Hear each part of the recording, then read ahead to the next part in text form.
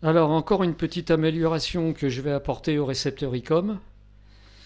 C'est un système d'accord, un indicateur d'accord plutôt, qui fonctionne en modulation de fréquence et en modulation d'amplitude. Et pour ça, je vais copier le même système qu'il y a sur ce récepteur professionnel. Donc là, on voit l'indicateur d'accord. Et quand on est pile poil sur la fréquence, au centre ici, il y a une LED qui s'allume. Donc je vais vous faire voir une vidéo et vous allez comprendre le principe.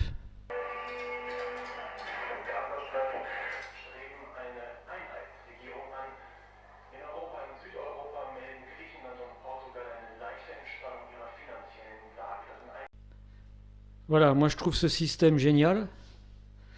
Alors évidemment, je ne vais pas pouvoir faire une copie exacte puisque je n'ai pas le schéma du récepteur. De plus, l'indicateur a plusieurs fonctions. Donc moi, je vais m'arrêter simplement à la fonction indicateur d'accord pour pas que ça se transforme en usine à gaz. Donc c'est ce qu'on va voir. Pour ça, je vais utiliser un démodulateur FM. Donc là, on voit la droite de démodulation. Et ça, c'est la courbe du filtre, moyenne fréquence. Et on voit bien qu'en fonction de la fréquence, la tension varie. Par exemple, si je me mets à l'intérieur de la bande passante du filtre, là, je vais avoir à peu près 5 volts 5.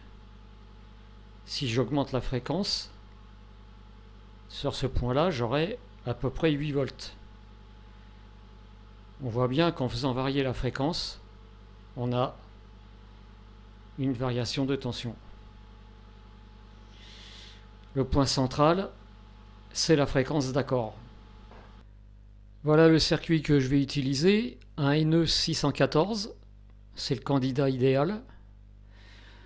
Il y a tout ce qu'il faut dedans, un ampli FI, un limiteur et un démodulateur FM. Alors le limiteur sert à limiter l'amplitude du signal, car il s'agit d'une démodulation FM. Donc la tension à la sortie qui va varier sera en fonction de la fréquence, et il ne faut pas que ça soit en fonction de l'amplitude. Donc c'est pour ça qu'il y a un limiteur.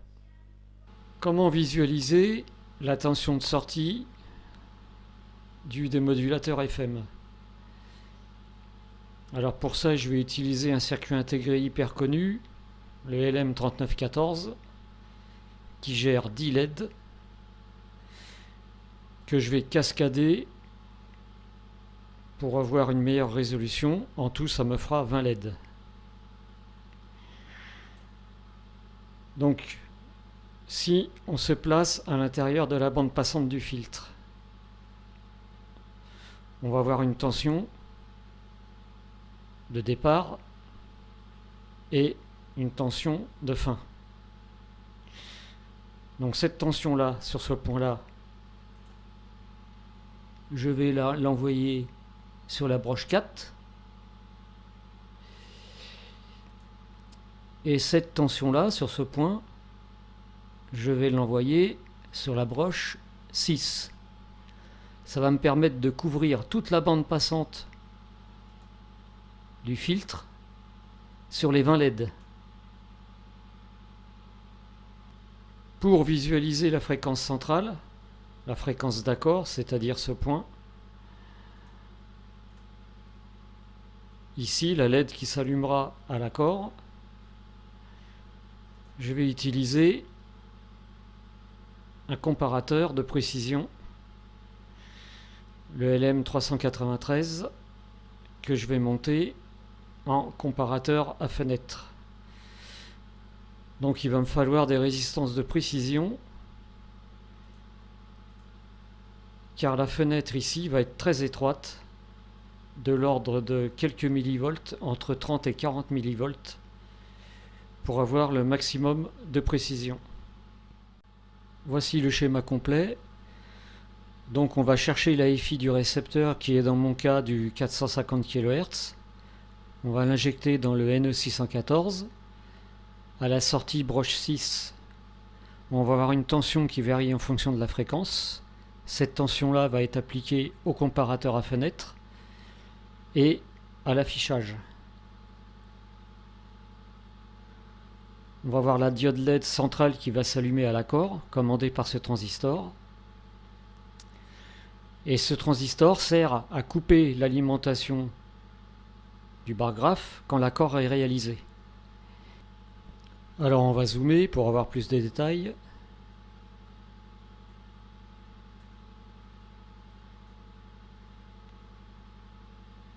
Donc le NE614, le régulateur 7806. Le circuit bouchon, c'est un vieux pot moyenne fréquence que j'ai récupéré sur un vieux récepteur.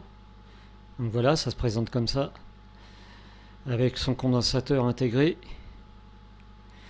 Donc là, c'est un pot 455 kHz que j'ai réglé sur 450 kHz pour le faire correspondre à ma moyenne fréquence.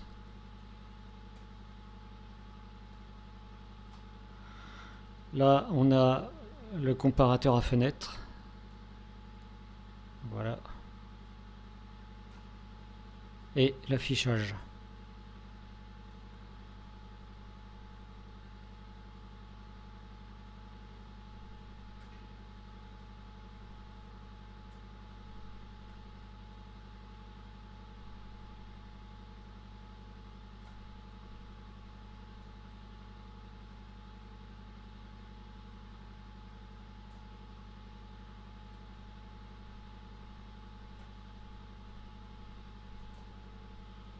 Alors les points critiques, c'est les ponts diviseurs.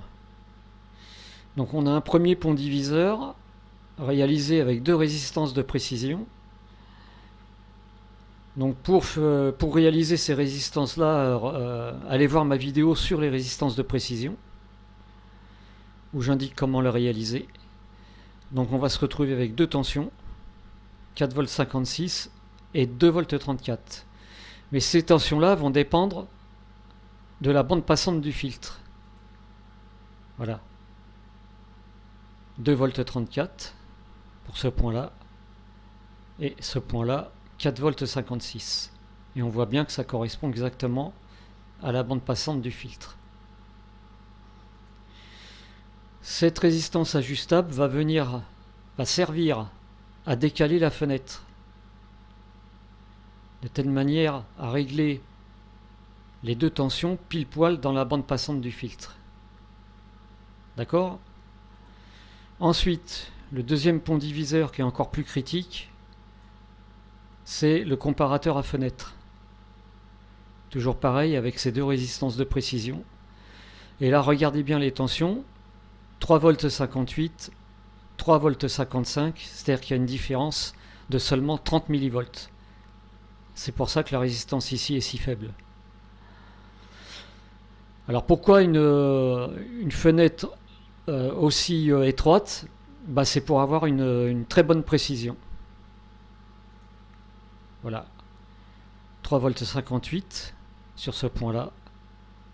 3,55 V sur ce point-là. Et au centre, entre ces 2 tensions, on a l'accord parfait. Voici le schéma de bloc de la partie moyenne fréquence du récepteur. On a les 3 changements de fréquence. Le dernier changement de fréquence à la sortie du mélangeur, on a du 450 kHz pour les modes AM et FM. Ça passe à travers un filtre sélectionné par les diodes de commutation, amplifié par 2 amplis, et ça va à l'entrée d'un étage tampon. Je vais prélever le signal à la sortie de l'étage tampon, c'est-à-dire ici,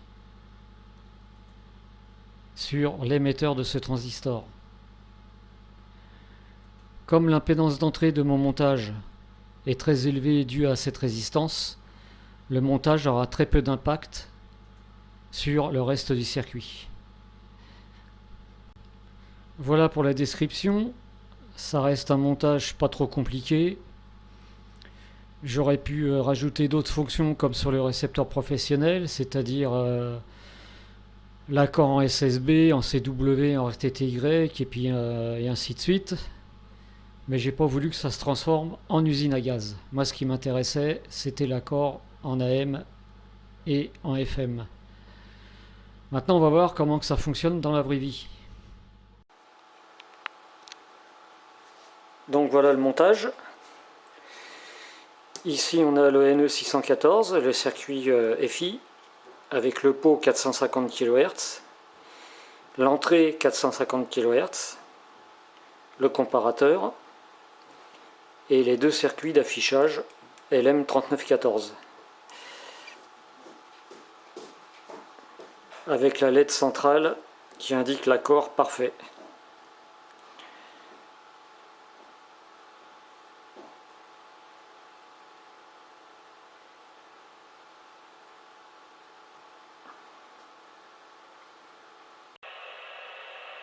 L'indicateur est connecté au récepteur.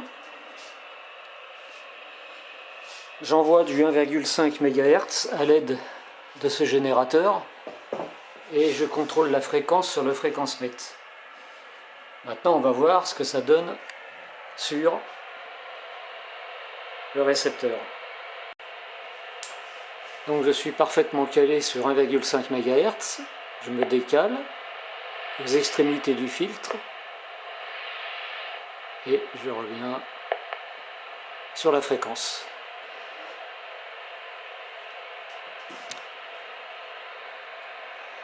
On voit que c'est quand même assez précis. Et avec ce système, on peut voir aussi la largeur, la bande passante des filtres utilisés. Donc là, je suis avec le filtre 15 kg et je vais aller aux extrémités. Il faut écouter bien le son. Là, je suis à l'extrémité. Donc là, c'est le filtre le plus large, 15 kHz. Maintenant, je vais basculer avec un filtre 6 kg.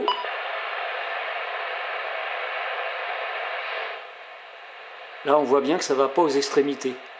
D'accord?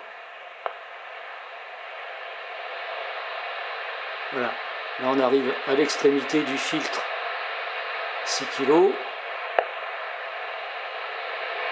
Voilà. Maintenant, un filtre 1,8 kg. Et là, c'est encore plus restreint. Je suis à l'extrémité du filtre 1,8 kg. Voilà, ça n'ira pas plus loin. Donc on peut même voir, on peut même visualiser le gabarit des filtres. Alors là, j'ai coupé le générateur, donc il n'y a plus aucun signal dans le récepteur. Je n'ai que le bruit de la moyenne fréquence.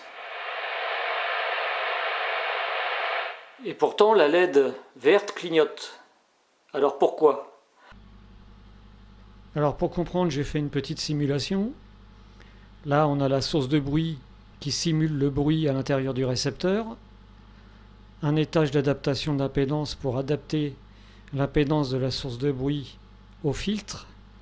Filtre qui simule le filtre à l'intérieur du récepteur. Un filtre de 450 kHz avec une bande passante de 6 kHz. Alors on va observer le bruit. Voilà, on a un beau bruit.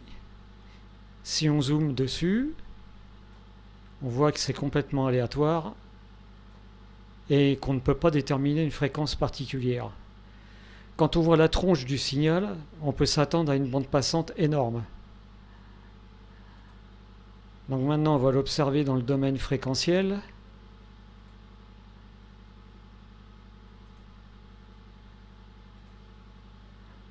Voilà, et on voit qu'effectivement, le bruit va jusqu'à plus de 10 MHz.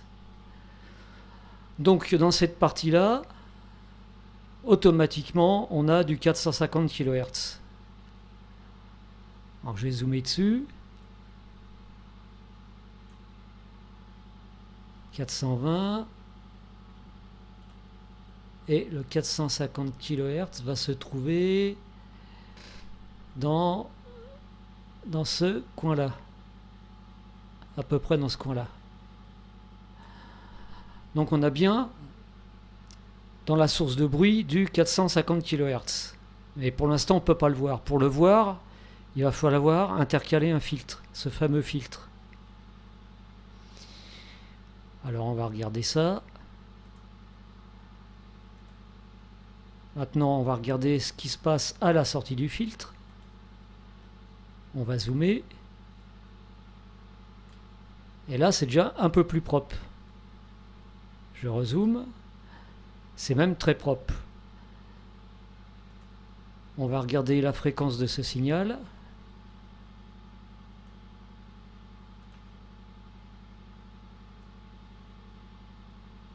Voilà.